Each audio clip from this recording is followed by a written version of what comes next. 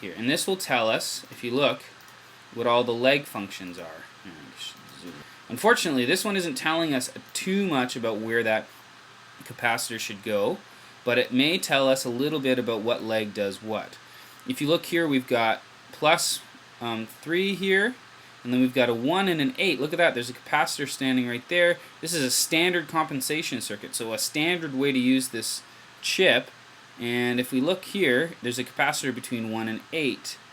And then this is our out, this is our in, and then we've got, the gain circuit being affected between 2 and 6. If we go back over to our Eagle document here, we've got a pins 1 and 8. 7 isn't indicated there at all, neither is 4. But 6 is definitely our output. If you look here, there's a 6 right there. It's pretty hard to see, so I'm going to zoom in here a bit. Look at that. So 1 and 8, there's a capacitor in between. 2, 6, right, resistor there. Right? Here it says to put 1 to ground with 8. There you go. So, and if you look here, there's different options of the way to use this particular package. Another thing we might want to figure out is which pin gets power and ground. So, let's read. No, can't find it there. Well, I already know it off the top of my head. There are ways to figure it out, and I'm going to skip over them for now, unfortunately for you guys. But what we did learn is that we can use this capacitor here between 1 and 8. So what we're going to do is we're going to hook it up. We can use the line tool. I'm just going to set it up the way I like it.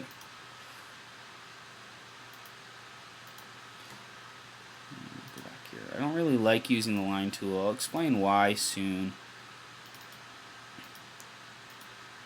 It's not very precise. It doesn't do some things automatically that I wish it did. So anyway, so we've got our C1 in there. And if we look here, what it does is it tells it's 30 PF. So I'm going to take my value tool here, click on that capacitor, and write in 30 PF. You can write in 30 P, PF, whatever you'd like. So there we go. We've got C1 there is 30 PF. The next thing that we can add here is we've got some parts up here. So let's put this network in. We know that it already connects to the minus part there and the output part here. So we've got the minus part is in pin 2 and the output pin here is pin 6. So we're going to create some parts that fit between pin 2 and pin 6 that will help us figure out how to use this thing properly. Okay, so first thing we need to add is a drive pot. You can see this little squiggly line with the arrow pointing into it. That's indicating a potentiometer. So I'm going to go into my part library here. I'm going to find potentiometers. Look at that, GM-pots. I've got pot for potentiometers. And I've got a bunch of different choices. And you can actually see here as I scroll through the various options, there are some that are small pads, some that are big pads, some that have a full image of a pot, right down to even trim pots right down there. So I've got lots of different options, and the one that I commonly use is this one right here. It's the same size pads as this one here, but without the image. It's just the pots. So that's the one I use. And I'm going to rotate it so that it's sort of the right configuration, right about there. You can even move it up a little bit so that it's not interfering with that capacitor. And we've got right there. Now if we look here, it's got drive and we've got an indication of 150K. So I'm going to rename it drive, and I'm going to value it at 150K. There we go. Okay, so what are some other parts we need? We need a 100 PF cap. Now, some people would suggest that we use ceramic for that, but actually in my stash, I have chiclet film caps that are valued at 100 PF. So I use these Panasonic ECQB parts in that value. So because I have those in my part stash, I'm going to choose to use one of them. Obviously, if you had a different part, if you wanted to use a ceramic one of a certain spacing because that's what you have, or even some sort of strange tantalum package or whatever whatever package you might have, you can choose to use it, and that's part of the reason why we build our own schematics, why we build our own PCBs, is because we use parts that are different than perhaps somebody else would use. We've got C2 there. Let's value it at 100 PF. There we go. Okay. We also have some resistors and some capacitors here. So we're going to go in here and search for some resistors. GM-resistors. Okay, so now I've got a bunch of different sizes here. I've got 3mm, 6mm, and the -EU. EU is short for European standard. So you can see European schematic symbols there. So I use the regular North American kind. And as I pull up my 6mm, which is typical for 1/4 watt resistors, you see that right there.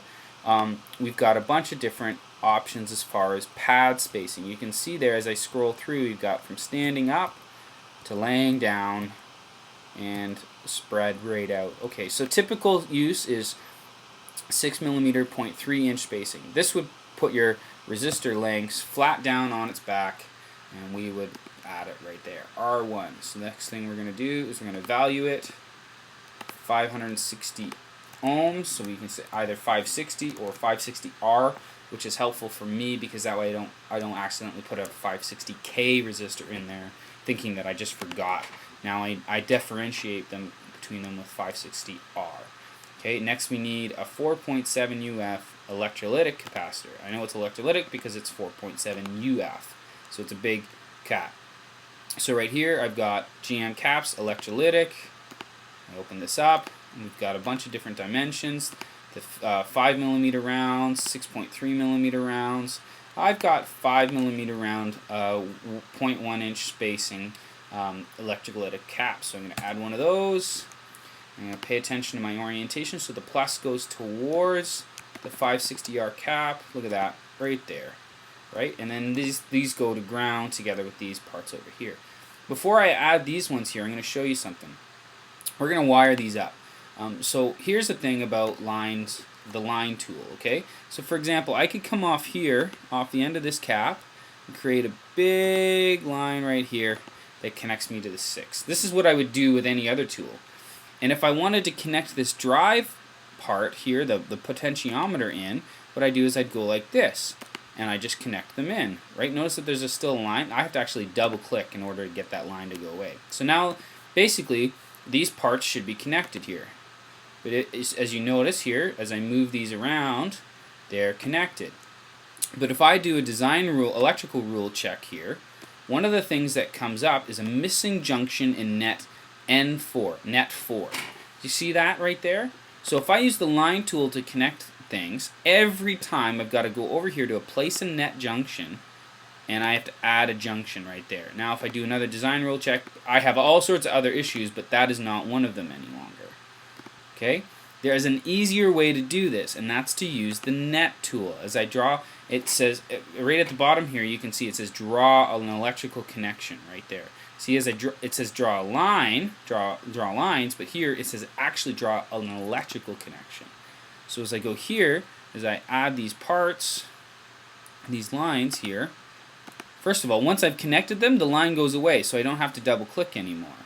But as I connect another part in, bam, instant net junction spot right there. There's no extra work needed, right? As I go like this, bam. So you look here, there's no junctions there on there, and that's deceiving. So if you drew it all with your lines, you'd think you were fine. But then when you went to go do your PCB, it would be like, why aren't you putting junctions in? So now this is done. We've added those junctions automatically by using the net tool. You can see it comes up right there, net, and it says draw an electrical connection, right? So we can move these tools to these things around a little bit just to tighten up our spacing, right? Actually, we can go like this. There we go. Actually, go all the way down here with these ones. Just tidying things up a bit. Next thing I want to do is I can add this resistor in. Now I can also add this resistor by just going like that. Notice that it puts a junction in there, but part of the problem is if I want to move that resistor, the whole line comes in. So I'm going to undo what I just did there, and I'm going to instead add my electrical connection like that. Oh shoot, didn't add it properly. It's going to ask me to make a new net. That's alright. Okay, so now as I move that part around, I don't move all the nets, I just move just the part, and it's one wire. But if I wanted to, I can just do that with the caps right there. And I'm going to add a little line here at the end, and at the end I'm going to add all my ground, so I'm not going to do it right now. Now one cool thing here is if you notice we've got an electrolytic capacitor and a resistor. We need another electrolytic capacitor and another resistor. So I could go about going into my menu and adding all my parts one at a time, but a much quicker way would be to use the copy button. Now I can do this two ways. I can actually select the copy button, and I can just go bam, bam, copy the resistor. Now all I have to do is change the value, just like that. It's 47R, right? I'm going to undo what I just did there, because there's also another way. I can select the copy tool, and I can then select this define a group tool, right? And as I define this group, what I actually do is I highlight both tools. Now if I left click and go down here, I can copy the whole group. And now I've got not just one, but both parts. And I can add them right in, and all my lines are already drawn for me. Now I just go in and assign the right values. 47R for the resistor. This is a 2.2 UF or a 2U2 cap, whatever way you like to write it. This one's a 4.7 UF cap.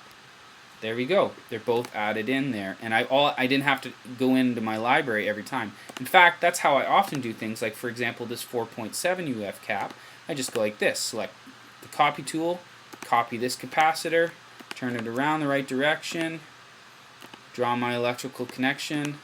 Much faster than having to go about writing a part, making a new part each time. Do the same with this resistor value here. Value it correctly at 1K. Right there. See, now we've got all of this section done, and we're going to move on to our distortion, our tone, and then our output sections as well. So we've got the 1K resistor, and then now what we need here is two 1N418 silicone diodes. And then we also need a tone pot. So first I'm going to add the tone pot, because this is really easy. All I do is this. Take my other pot, I'm going to add it right there, move it over so I have a big line here, define its value at 100K. I can now call it tone pot. There we go, all done with that. And if you notice, what it wants me to do is take a line here and connect back over to where, and look at that, junction's already in there. Next I need some diodes, so I'm going to go to my menu here. I'm going to find my diodes, GM-diodes, here we are. And I actually have here 4148 fast switching diodes in here, and I have them in various spacing. So I'm going to use the 0.2 inch spacing because I know that they'll fit well. And the great thing about this tool is now I can just add both of them right away. And I'm going to flip this one around so that it faces the opposite direction. I've got extra numbers here, so I'm going to just mess with their names a little bit and actually go with 4148 because I don't even need all the extra numbers because I know what they are. Here we go. Diode 1 and diode 2 are added in to the schematic. Now I can attach them very easily. Uh-oh. Made a mistake there. Sometimes it's easier just to zoom in here and then just precisely add in a little bit of a net and move things so that it looks neater. You don't have to do those sorts of things. That's just the way I like to do them. Another thing you can do here is I can now meld those junctions so that instead of having multiple junctions, we've just got one of them, which means I can move this pot over just like that. Now, let's say, for example, I wanted to move all of these parts closer over there. Same thing. I've got my move tool selected. I go to my define group. I can select all the parts I want to select and move group. Look at that. Everything moves. It took me a long time to figure out that rule, but I can do that and then have everything get just a little bit closer over, which saves me some space. Not necessary, but certainly.